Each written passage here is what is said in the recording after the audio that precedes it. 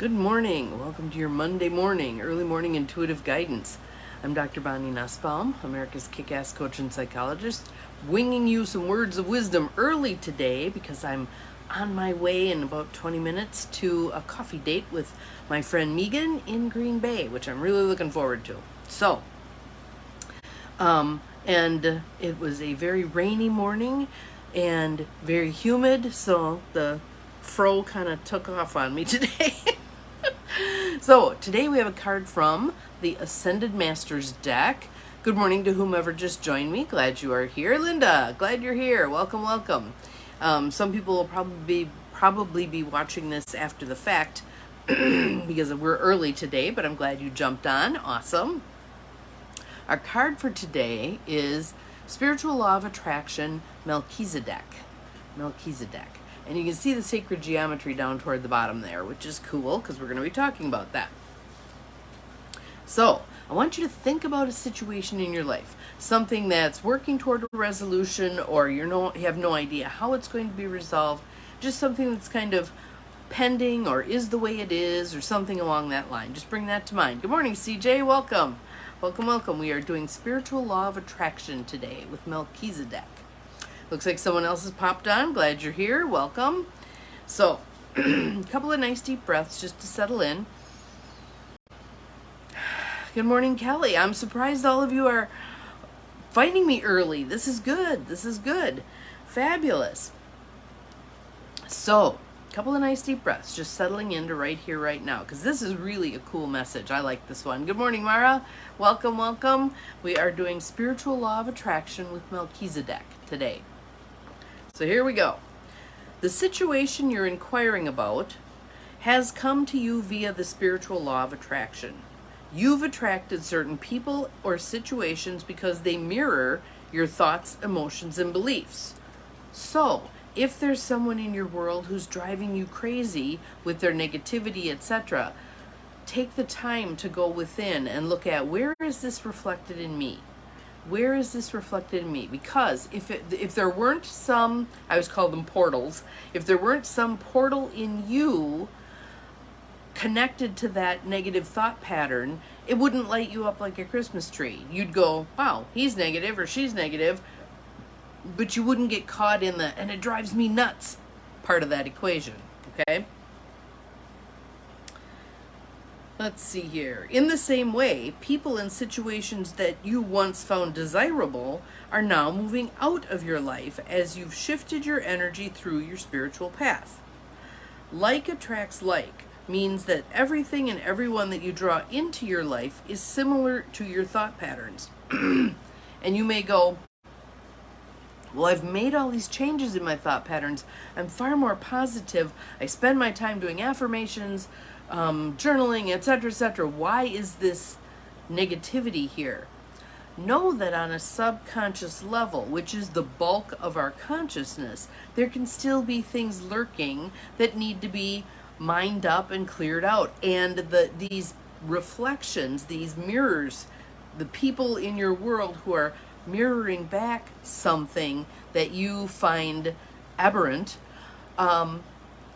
still could be reflecting something within you. So use those as opportunities. Someone pokes one of those portal buttons and you light up like a Christmas tree.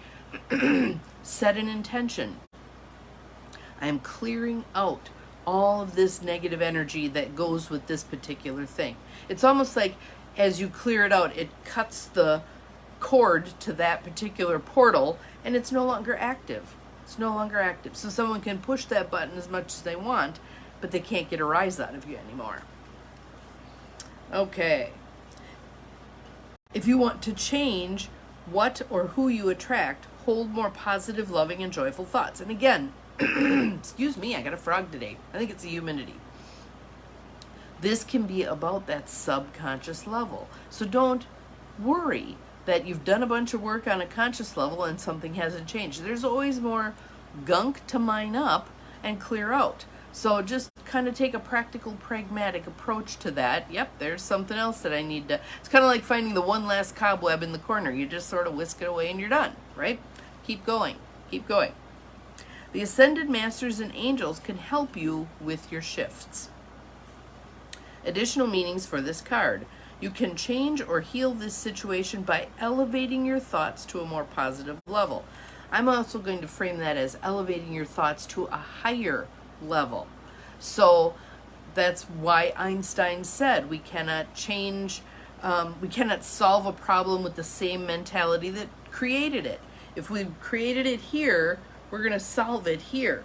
So we need to up-level our thought process, our feeling process, our spiritual process. Okay? God darn it, that's irritating. Let's see. Your prayers and affirmations have attracted a wonderful new person or situation into your life. You can use this. Set an intention. I'm open to receiving new people. I'm open to receiving a mentor. I'm open to receiving someone who can help me with X. Put it out there. Then let it go. Go about your business and see who shows up. Someone will show up. This situation is not a reward or a punishment. Oftentimes, when something crappy happens, let's say you have a car accident, you think to yourself, good morning, Morgan, glad you're here. You think to yourself, what did I do to cause this? Doesn't mean that that's necessarily the case. You've attracted it, which means you can repel or magnify it if you choose. So, again, if you spend, I remember for years driving at night and worrying about hitting a deer. In Wisconsin and in Michigan, that was a reasonable fear, I thought. However, putting that energy out there opens the door for something like that to happen. So, better to put out a wall of protection. I am safe as I drive. I am safe as I drive. I'm always safe as I drive. Something along that line, all right? Let's see. Visualize and affirm only what you desire. How many of us, I call it running scenarios, how many of us spend time thinking about terrible, horrible, awful things that could unfold? I'm going to go to this party, and what if Jane's there, and I'm so uncomfortable around her, and blah, blah, blah. We paint the negative picture a lot of times in our minds. We have to stop doing that. We have to stop doing that. We need to paint the positive picture. I'm going to go to this party. It's going to be enjoyable. I'm going to have fun. I will move through the evening with ease and joy. Just repeating that. Then if something untoward happens, you can slide through it. You can slide through it. Okay, that's not part of my narrative. That's not part of my scenario. So I can just let that go.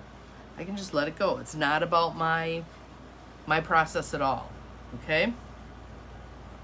Now the card tells us a little bit about Melchizedek himself. So let's see what we can learn here. Melchizedek was a Canaanite priest king and teacher of the patriarch Abraham. He's associated with Archangel Michael and Jesus in many ancient spiritual texts, including some who interchange his name with Michael's and Jesus's. Melchizedek is reputed to be Noah's descendant and a great spiritual master of alchemy and sacred geometry, the building blocks of matter. Call upon Melchizedek for help in mastering manifestation and to understand esoteric wisdom. So at the very bottom of the card, you can see the little sacred geometry image there. And I think it's helpful to us as we're manifesting what it is that we want. Situations, circumstances, support people, things, all that stuff. I think is very helpful when we're doing that to keep in mind sacred geometry. So when you see a snail's shell and see how perfect that is, when you find a rock and it's got the striated layers, I'll show you one of my favorites of that ilk. Isn't that the coolest thing? So keep in mind, nature is of that ilk. Things have a pattern. Good morning, Mary. We're early today because I have to head to Green Bay, but things have a pattern. They have a flow. They have a logical, magical energy to them. And when we avail ourselves of that energy, when we allow ourselves to be part of it, which we automatically are, but we don't always allow ourselves to see that, when we can say, this is going to unfold in divine right order and divine right timing, the answer's already on its way to me. The solution is already on its way to me. I'm so happy and grateful to receive it. That's all the stuff that comes out of Outrageous Openness, which if you have not read it, please get a copy, because it is such a lovely little cheeky book. Thank you for the coffee, Mary. But it feeds your soul in terms of, yeah, this stuff can just unfold. I don't have to be beating and flailing against the machine. Okay, I think you're back. Sorry, hated to lose you there. So I'm just going to finish up here real quick. So your mission for today is to think about that spiritual law of attraction and what on that subconscious level might be ready to be released to allow the law of attraction to work more fully for you. Have an awesome day. See you again tomorrow. Remember, you're capable of far more than you think you are. Bye-bye.